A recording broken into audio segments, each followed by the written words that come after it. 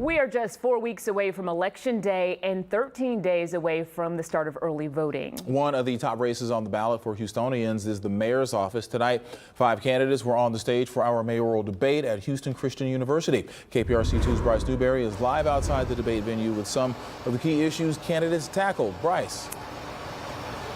Keith and Candace, the candidates talked about everything from affordable housing to city spending, but also crime and infrastructure, 2 of the top issues that likely voters say they care about, according to a University of Houston poll. And even though 18 candidates are vying to be the next mayor, another UH poll just out today shows that this race is likely between just 2 of them.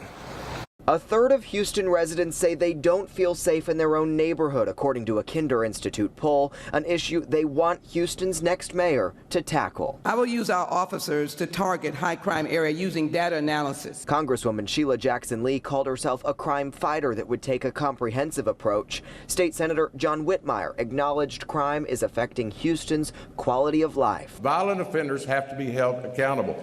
Nonviolent that want to turn their lives around, we need to help them with their addiction. We need to address mental health. Former City Councilman M.J. Khan says he'd fight crime without raising taxes. I will add $100 million to HPD budget, start recruiting 500 more officers, have civilians do the desk job, have officer patrol the streets. I think it's common sense that more visibility helps us with crime. Annie Garcia disagrees with the way she says crime is being framed in Houston, but says it comes from poverty and is worth a deep look. Half of likely voters say road and street conditions, like potholes, have a bad impact on their daily life. With all due respect, I didn't come here to talk about potholes.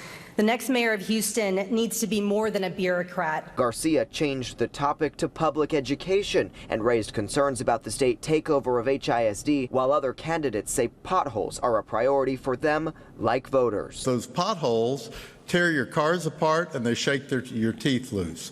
What we really have to do is repair the streets, because we have a drainage fee. Analyze the city by neighborhoods, and you deal with the repair of those streets in the most difficult and the worst areas. Senator Whitmire wants to get them fixed by partnering with the state and county. It's not only our streets and potholes and slabs of concrete, but our general maintenance has been ignored for years. A new UH poll out Tuesday of likely Houston voters shows Whitmire leading the November race, but if no candidate gets 50% of the vote, the race is likely to go to a runoff, and that poll shows Whitmire leading Jackson Lee by 14 percentage points. Polls are basically not accurate.